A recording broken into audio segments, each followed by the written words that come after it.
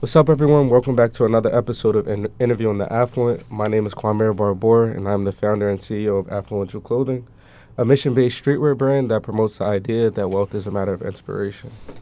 While there are many different ways to describe affluence, one may believe that it all ties back to the idea of wealth and how we express our wealthiness. Affluential Clothing, however, would like to redefine affluence and showcase affluence as a mindset rather than a lifestyle. Through these interviews, we hope to expand the world's perspective on what the word wealth means. With that being said, I'm honored to be joined today by my college mentor and Dean of Students, Dr. Will Johnson. What's up, Kwame? Dean Johnson, I appreciate you for being here today. I appreciate the invite. For those who don't know you, tell us a little bit about yourself and how you would best describe yourself. A little bit about myself. I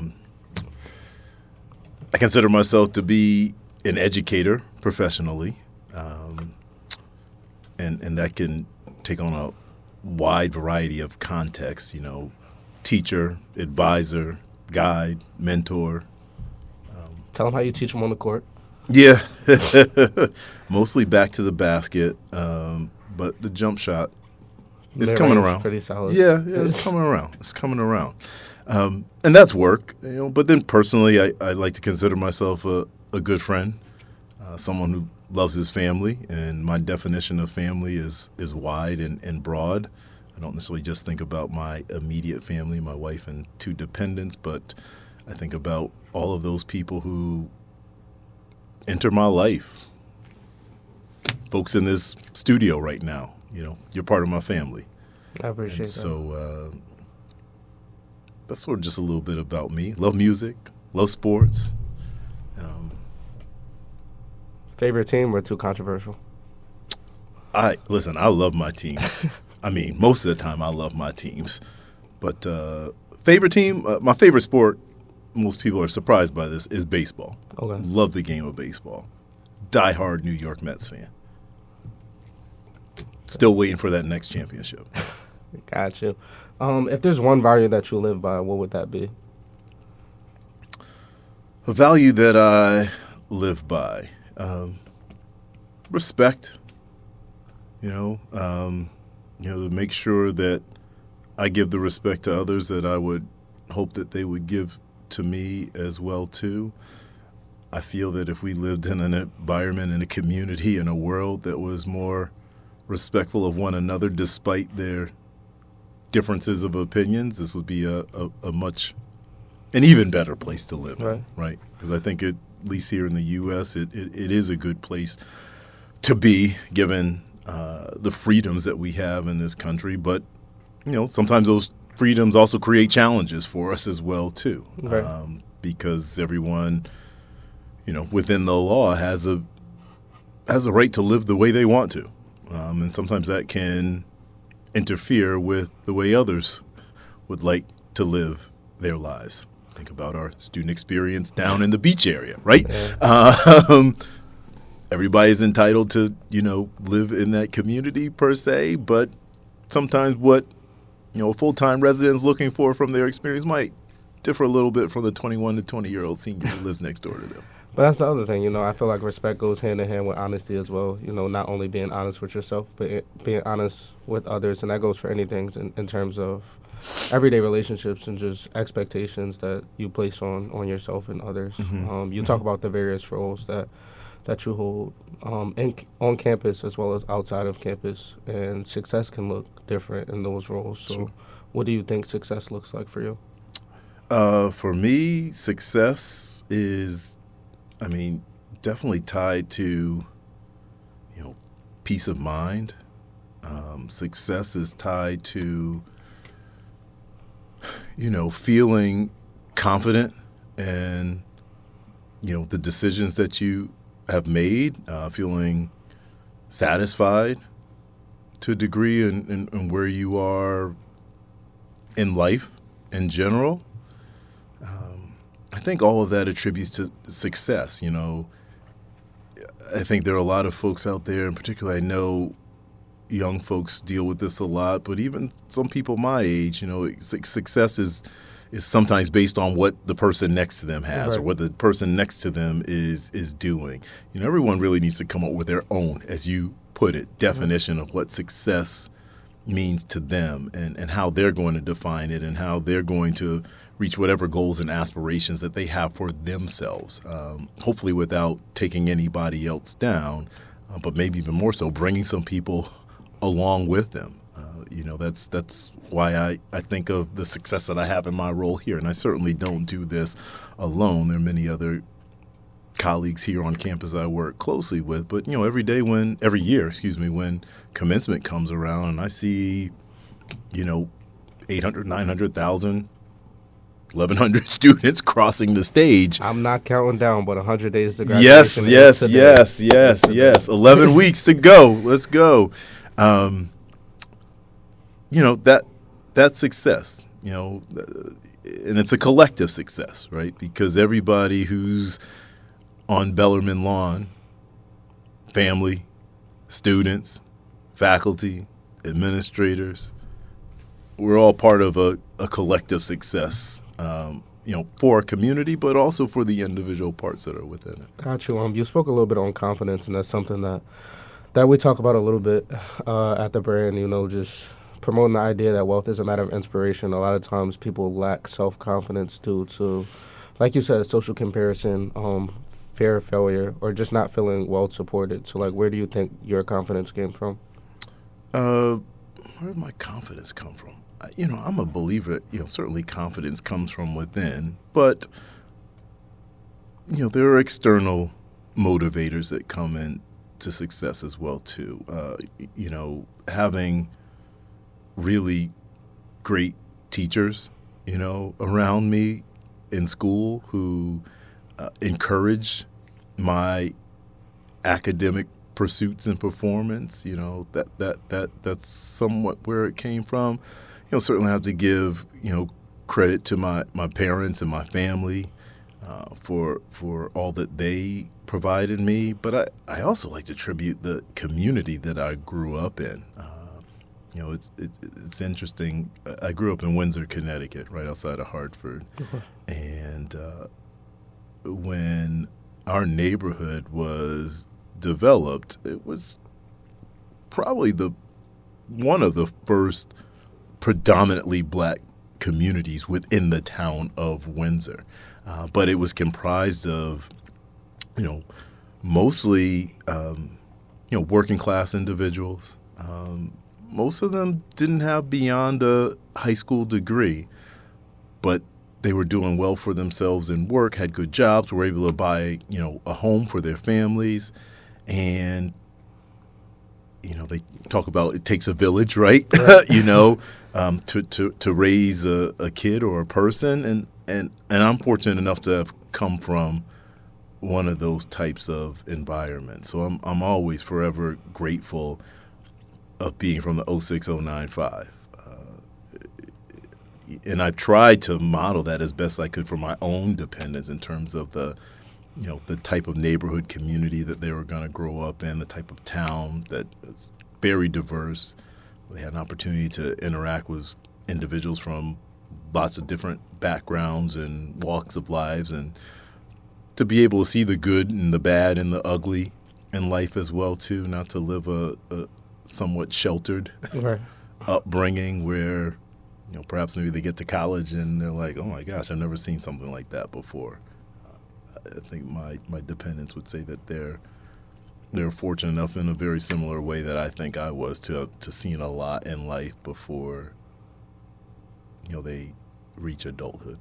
I love that you always refer to them as dependents. That's all they are, man. Dependents. My oldest daughter I also refer to her as the asset. Okay. She's a graduating senior at the College of St. Rose up in Albany. Congratulations, almost done. 4-year athletic scholarship. I've paid for 3 summer classes. What more can you ask for? That's an asset. Dependent number 2, she might be a little bit more of a liability, but I love her all the same. Got you. You talked about the people who influence your academic pursuits, and I'm assuming professional pursuits as well. Mm-hmm. Just being within the university for 17 years, would you say this is something that you always wanted to do? No. Something I always wanted to do? Absolutely not. But I got to college, and I entered college as an athletic training major. Okay. Love sports. Always thought I would go in a health profession, medical field. Thought that was for me. Well, after a semester of taking anatomy and physiology will one do and it. chemistry two at the same time. I think I would have done fine with each of those courses along with, a history and an English or something.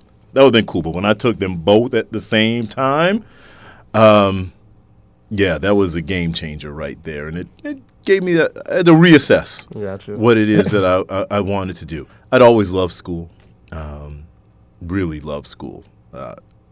Didn't want to miss a day of school when I was growing up. And I thought about becoming a teacher. But after spending some time in the classroom, K through 12 setting, and thinking about doing this for 180 some odd days straight, I said, Will, you're really not built for this. But I ran into a lot of people like me when I was in college. And I said, you can do this as a career, as a profession? And they're like, yeah. And I said, that's what I want to do. I love college. And so started off in admissions, worked in multicultural affairs for a while, now in the Dean of Students office. And the college campus, it helps to support all various aspects of my being. The intellectual nerd in me gets to be in the academic environment. The guy who loves sports has the athletic world right in front of him. Right. Just the ability to socialize and connect with other people. So that's why I've decided to remain on the college campus I'll be finishing up year 24. 24 years working in higher education. I know I don't look a day over 24, but yeah, definitely not where I thought I was going to be. But if you ask me if I could see myself any place else, couldn't do it right now. Let's consider it, thinking back on that journey and what you really wanted to do. If failure wasn't a possibility, what would you do with your life today? If failure wasn't a possibility, it's a great question.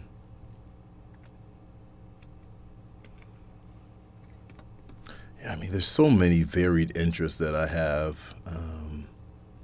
If I could just go out on a limb and do something, I don't know. Maybe something in public speaking, maybe motivational speaker. I might sit down and write a book. Still might do that at some point. Okay. Doesn't necessarily have to be a New York bestseller, but Anything specific that interests you, or to write about or speak about? Yeah. Yeah, I think just a lot of the things that I do as part of my day-to-day life that have become a part of my being. I'm huge on education, as you've already heard. I'm huge on access to education as well too, particularly through that higher education lens.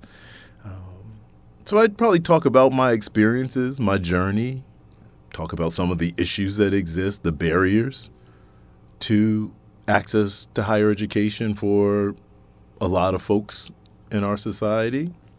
Maybe make some suggestions on what we could do differently, but I don't know. They may not be different than what other folks have already said as well too. Gotcha. But really just kind of crack down and doing it. And as I'm thinking a bit more, I'm thinking about what people used to think about Will Johnson back in the day. Okay. They haven't said this to me recently because I probably haven't been in touch with as many folks as I was when I grew up, that I grew up with. And they said, I'm always surprised you never went into politics. So on that question about, if failure wasn't an option and, you didn't have to worry about not getting elected into office to have a job, right, or to not have a job, that might be something I guess I could go back and do, is to get into politics. Although I hate politics because it's not the political part of it that's important to me, as I think it's not the case for a lot of people who are out there. It's making change, right? And being supportive of the people and making sure that their needs, wants, desires are heard, advocating on their behalf. That's it's a big part of what I see myself doing every day now. But if you could change forms on it a little bit, Gotcha. I could see myself somewhere in the political realm, but I wouldn't be down with all the dirt that goes on in politics these days. That makes sense. You talk about being in politics just to make a difference, and as you talked about being in higher ed, being on campus, there's a lot of different things that can happen and major changes that can go on. And just being here for 4 years, I feel like a lot has changed in the last two at least. But in your time here, what major changes or impacts do you think you've had on campus? Um, Major changes. Well, I mean, there's certainly some programs that I was played a role in helping to develop here that I'm glad to see are still in existence. Most of those are in the Office of Student Diversity and Multicultural Affairs. I was director there when we started the Academic Immersion Program. I was there when we started our Cura Personalis mentoring program. I'm part of both. It's great to see that, 15 years later, both of those programs are still being supported by the university and even beyond. Donors have found our academic immersion program to be something support worthy. And so finding people who are friends and want to support Fairfield University have put forth their own resources to make sure that a program like that continues to go on. Those are certainly a couple of things that I'm glad are still happening here. Gotcha. I am part of both of those programs, so I do appreciate you for those. Knowing that everyone doesn't share the same goals as you and knowing that failure is a possibility, how do you stay inspired and motivated every day?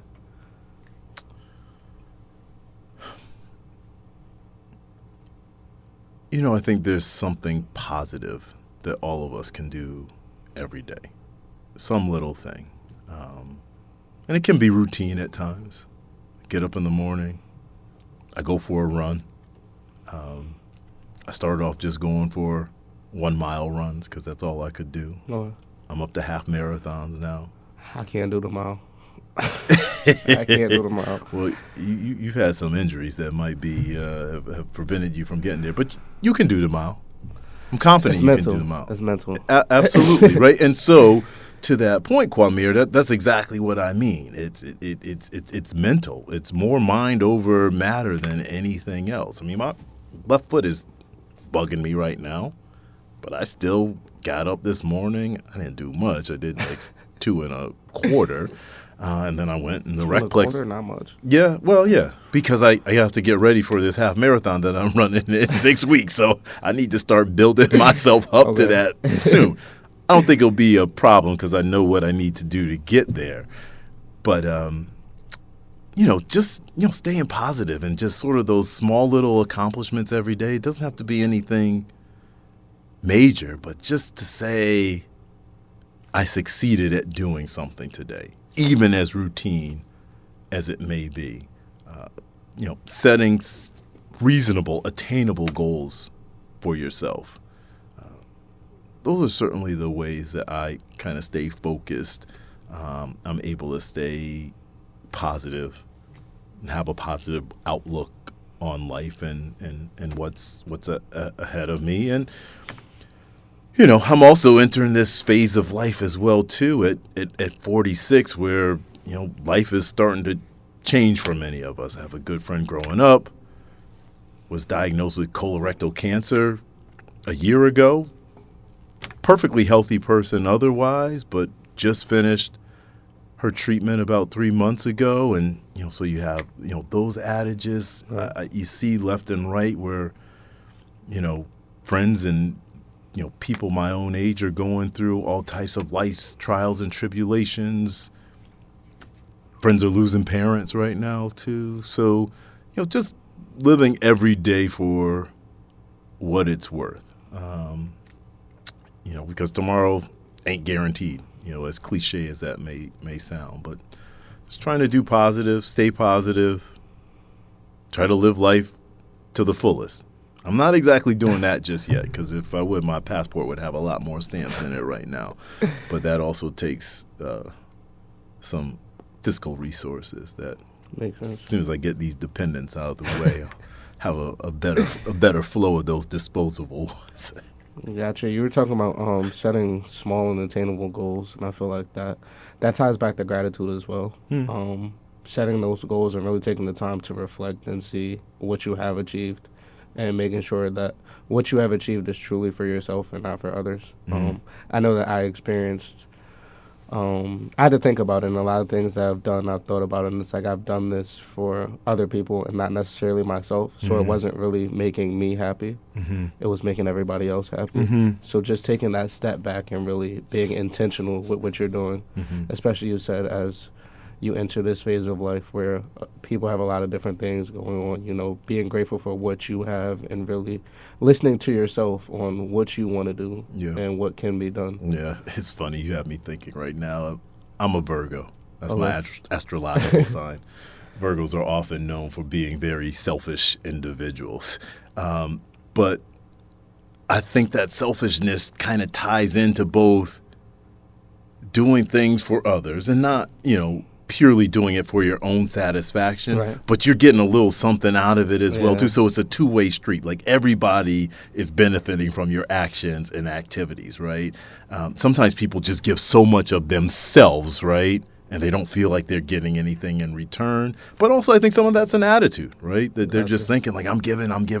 But the things that you're given, you can also look at that as a way of giving to yourself as well too. Again, if you're doing it for the right reasons. What happened to it? I started it back up.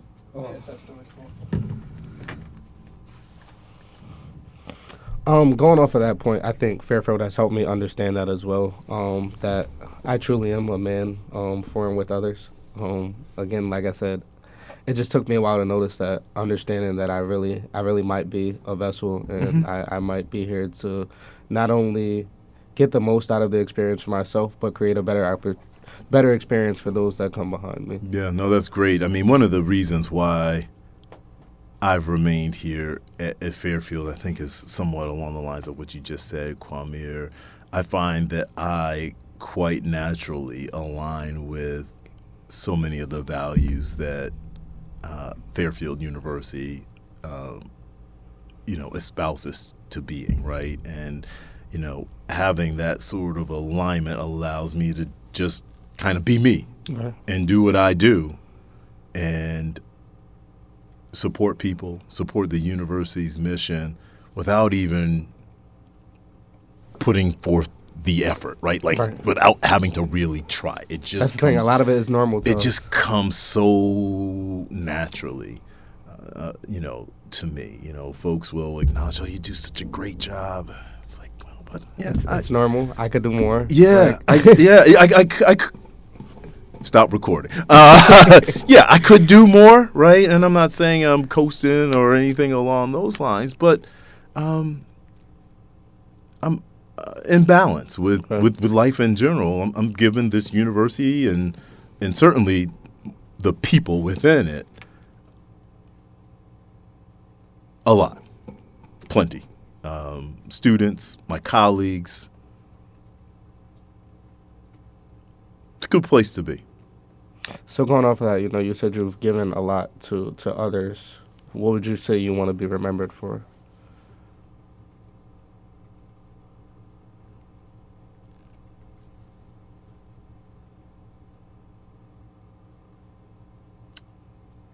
What would I want to be remembered for? You've done so much. You have so much to still accomplish. Yeah.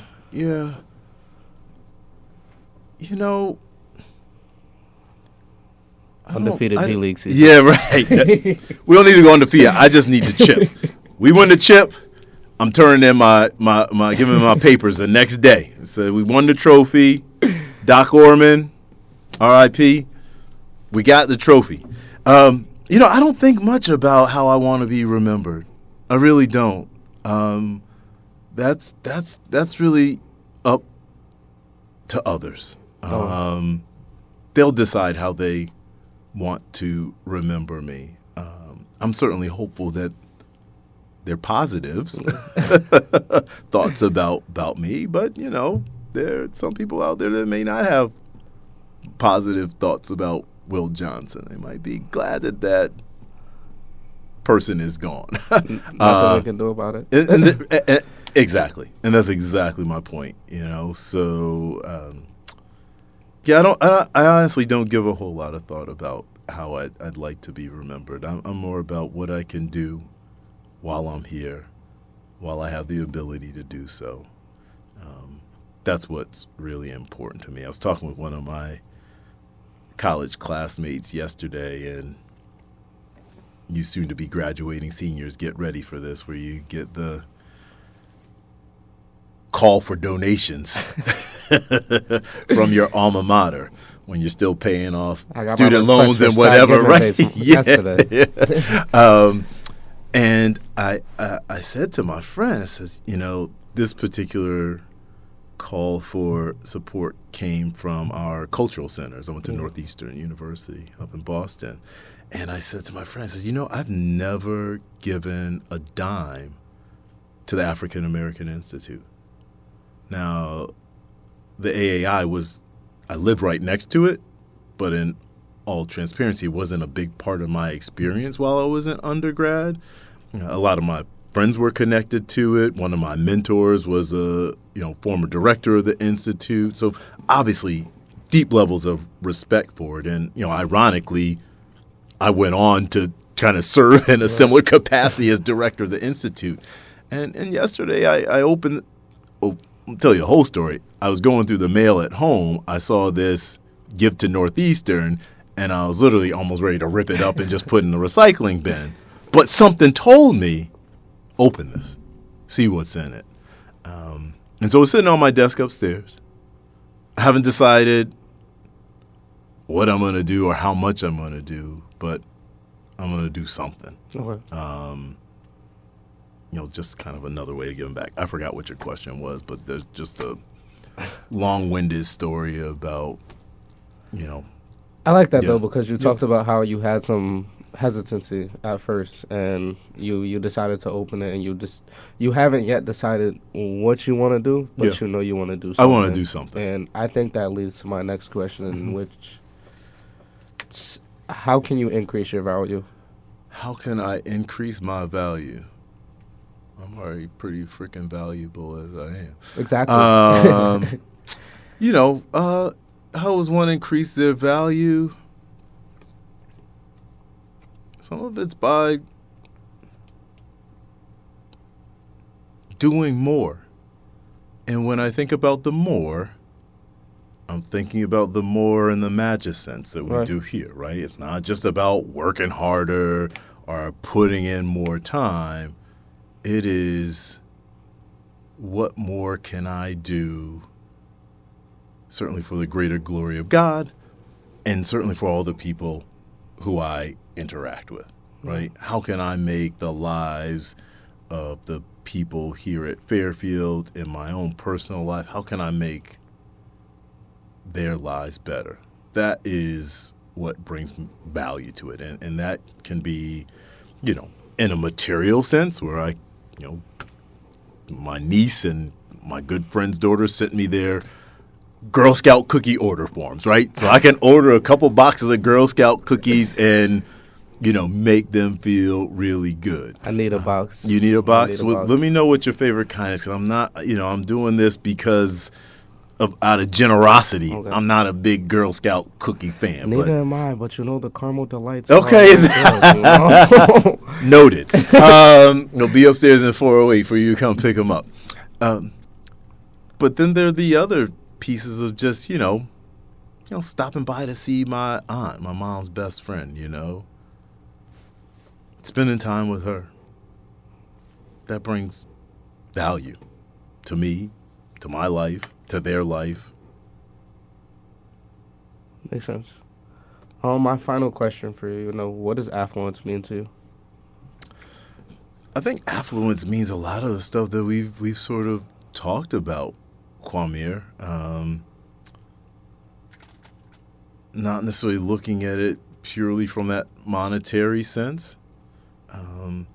It has a lot to do with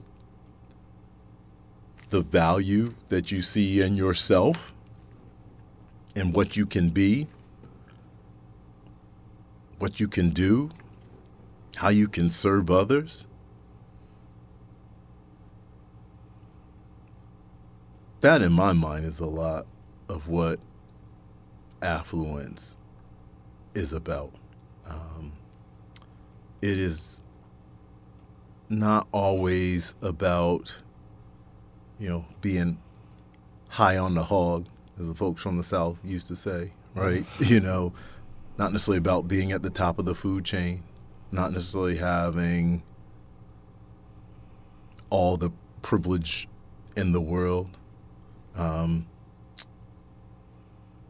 that sense, that's the sense of privilege that's generally accepted and thought about within our society, right? But there's other ways of looking at privilege, right? And again, how do you value yourself? We have privilege that we don't acknowledge, but different conversation. Of course, absolutely, and that's sort of what I think I'm getting at a little bit in terms of, affluence is a bit of how one defines themselves, coupled with what they can do, what they can bring, how they go about doing it. But my focus is always a little bit on what can you do for other people. It's more of the less self-centered way of looking at affluence. How can I benefit others